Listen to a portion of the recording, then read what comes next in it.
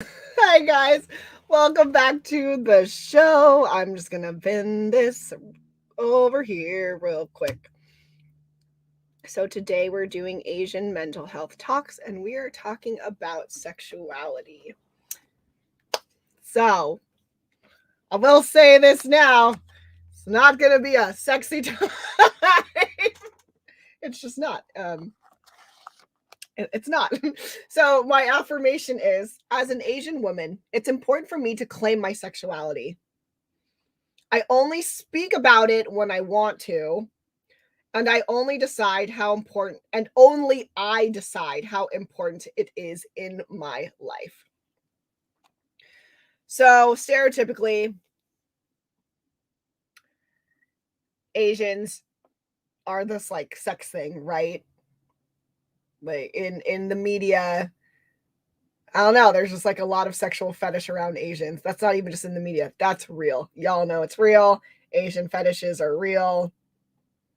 And like the fetish can range from us just being really like subservient and almost kind of little girl-ish to ranging to like dragon lady, right? That stereotype.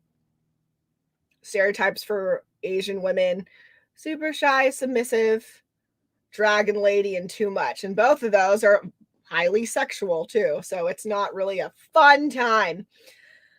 those stereotypes are not very fun. I don't think they're very fun. So, as an Asian American woman, I do think it's really important that I claim my sexuality. And claiming your sexuality is really, up to you how you want to do that. Because for some people,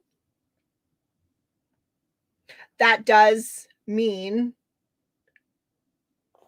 feeling comfortable in their skin sexually. How do I phrase that better? Like wanting to explore their sexuality and feeling sexy. Okay, not even sexuality. For some people, claiming their sexuality is wanting to feel sexy. I don't think there's anything wrong with that. So, like some people explore that way by like taking a burlesque class. I've taught burlesque classes actually as a part of me claiming my sexuality so that I could be in a space that felt empowering. When I taught it, it was very, I taught a, in my head, I taught a very non-sexy burlesque class in that I tried to teach things very functional.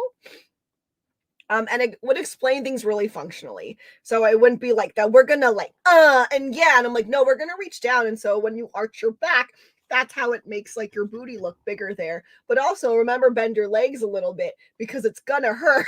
Like it's gonna hurt if you don't have that flexibility. It would be very much like that. And I would want to teach basic moves and stuff too. So the women that I'm working with and teaching would feel empowered.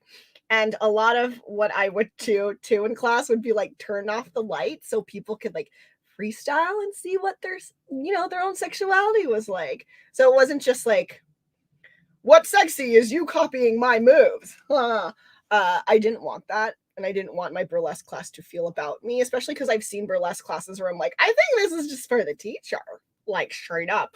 But that's another thing. So I would turn off the lights and be like, there are things you can try. Like you can try touching your body. You can, like different parts of your body, or you can just try to like move slow. You can try to here are all these things that you can try. Try them for yourself and see what feels good for you. Because I know sexuality or feeling sexy, feeling sexy for a lot of women, again, including myself, is very odd and feels very unnatural and feels overwhelming. So when I taught my burlesque classes, I really wanted to be like, this is about you wanting to explore feeling sexy and you knowing that however that comes out, it's all good, right? Because it's about you and your self expression. And I really loved teaching those classes. It was like beginning burlesque classes, and I super understand being odd and not sexy. Like when I was on a hip hop dance team long ago, kinesiology, or maybe even Team Naku at that point. We were doing this Britney Spears dance, and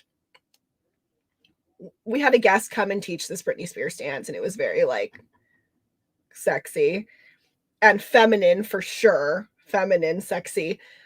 And we're there and we're doing the choreography, and then we get called out into small groups, and my director was like, "You're dancing like a virgin." Like, he said that to me because I was just like so damn. And I remember it, like, he wasn't going to go wrong, but then my response back was, "I am a virgin," which shut him up.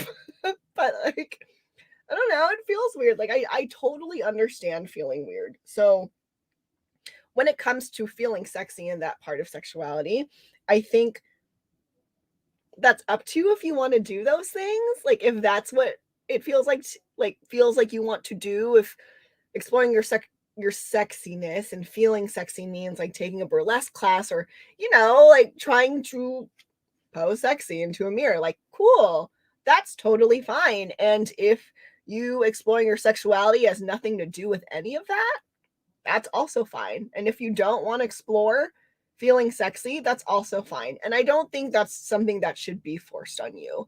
I think in a lot of movies, especially like chick flicks and things for women, it always feels like, no, like, you have to feel sexy, like, you are sexy and blah blah blah blah. And those things are well meaning and it's really nice, but also I feel like you shouldn't have to, that's not something that you have to be like a woman.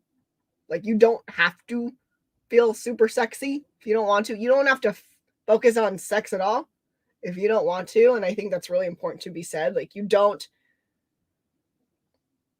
have to be quote unquote like every woman. Like, you don't have to explore every aspect or different ways of being a woman or feeling sexy or your sexuality to just be like a person, and that's okay. So I think that's really important. And then wider into sexuality, I only speak about it when I want to.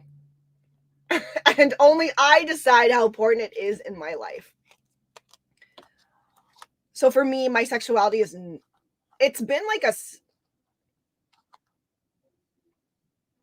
like a not so great area of my life. One, because of abuse that I suffered through as a child, but also, and that's its own thing, but even also just being a woman and being made to feel like I need to feel sexy. Like, that is like the highest, I don't know, like the highest thing, right? Like, everyone wants to be sexy like whoever, like Beyonce, and like that's the biggest fulfillment or something as a woman, or feeling like that's what people are saying to me. And I don't like that. I feel like my sexuality is mine and it should be mine. So therefore, like, again, like, I don't actually even have to explore it if I don't want to. Right? And I shouldn't have to talk about it if I don't want to. And I think with TV and everything, I mean, I don't really know. I'm my own person, right? So for me, like, talking about sex and stuff like that, yeah, those are fun things to talk about, but also it's not like what I talk about a lot in my life, because it's just talking about that stuff isn't like the biggest part of my life. And that's okay, but sometimes I felt weird about that. Feeling like, oh, should I? Sex in the City. Like, I actually watched that show, but I didn't actually care about the sex part. Like, except for as like comic relief or something. And I think that's just, if you're a woman like me and you don't really, your sexuality is just kind of like not like it's not important, but it's just like not the most important thing. It's not the thing that you want to talk about. That's not the thing that defines you the most, or being in your sexuality isn't the thing that gives you the most joy. Like, that should be okay. We don't all need to explore if we don't want to. And if you super want to, yes, feel empowered to do so. And I think that side for women very much gets,